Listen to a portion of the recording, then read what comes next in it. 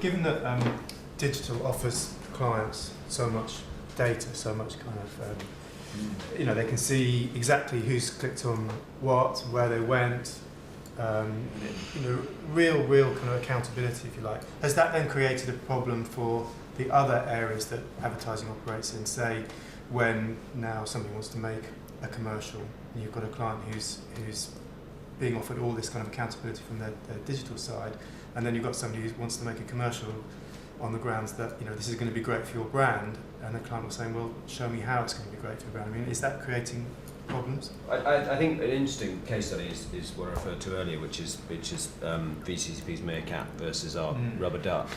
We didn't really do any strategy on Rubber Duck digitally. We just did some very good print above the line. We also did a comic that we created and we distributed, and it was just a consumer put together.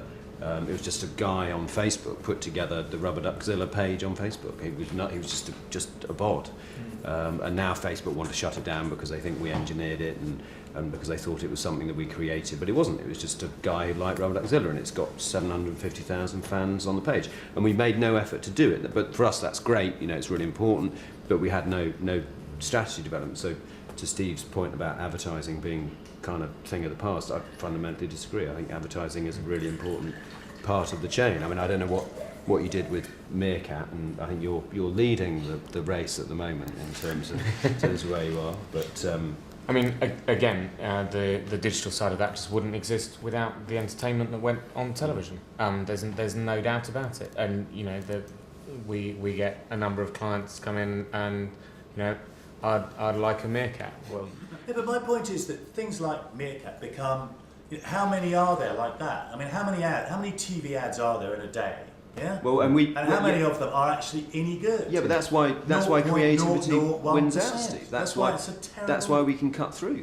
Great ads. You watch telly and you see a great ad, and you go, "That's a great ad." Paul was talking about 0.004% return. I used to hate that by the DM industry, where they'd say 1% return on this is good, and I say, well, that means 99% of people are throwing your stuff in the bin and hate it. Crap as well. Online, 99% of the stuff is crap. But online, but on online Twitter, you can opt in or opt out. But so that's the point. Online, you can, if you do like something, you can fully engage with it, and that's where the advantages come. That's where you can start saying, you raise your hand and you say, I want to take part in this. Yeah. And you can turn to people and say, look how many people have taken part in this. Now the problem is that those numbers compared to Barb's TV viewing audiences, which are semi-fiction in their own sense, or Rajar's listening figures, even more fiction. Yeah. So then you say, well, I've got this accountable number of figures. Back to your question, all of this accountability, but actually, what you're comparing it to doesn't make any sense and doesn't actually match up. I mean, I've had clients come back and say, oh well, we've got phenomenal number of views on our viral, and everybody's considered it a success. One of the viral seeding companies said it's the best thing that they've done, they've seen, and the response to it was fantastic. And they go, well, the cost per view was way more than when we put one of our ads on telly. And you just go, well, you don't even know whether anyone was sitting in front of your television screen. Yeah, exactly. You've got a guaranteed view. What does that mean to you? I think that measurement thing is really interesting, because it's like, you can get 60 million people maybe looking at a TV ad in the middle of corridor or putting the kettle on. But online, you can say, okay, you've got a coarse measurement of, like we had, 100,000 page impressions. Or what's more valuable, so people have actually made the decision to go to that site and there's 100,000 people, Or what's more important is like maybe 1,000 people have written a comment or written a post or uploaded a video or something. It's like, so how do you say that those 1,000 people that have actually done something, mashed something up, created something, added something of value, that a photo they've taken, that's a tremendous amount of value. And so what's the ratio between those 1,000 people and the million people over here, and how do you... might be making a cup of tea. That might be making a cup of tea. And it's... Well, might actually hate it. But might hate it, but they just... I just fucking hate this. So there's so much measurement, but not actually any value attributed to what that is. So we undervalue... and the difficulty is when you talk to, because I've been talking with a number of people about how can you actually put, even if it's a marker in the sand, even if it's wrong, Barb's wrong, Rajar's wrong, why does digital have to be perfect and right?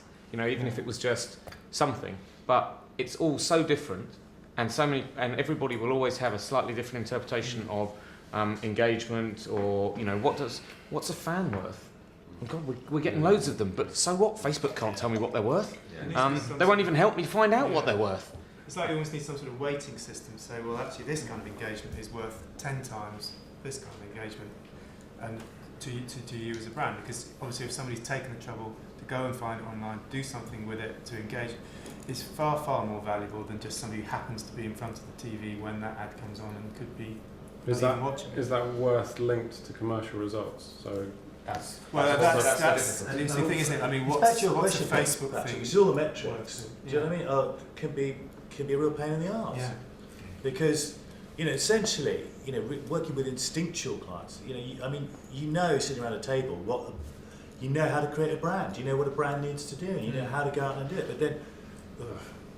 But it also needs to define what when you launch these things. If we are doing something tremendously new, like let's take the Eco Drive thing that Fit did. It's like, what does success look like? Yeah. When they launched that, did they go, do we want 500, 1,000, 5,000? Do you want people just And there's also those people that use it once, download the data, and then disappear.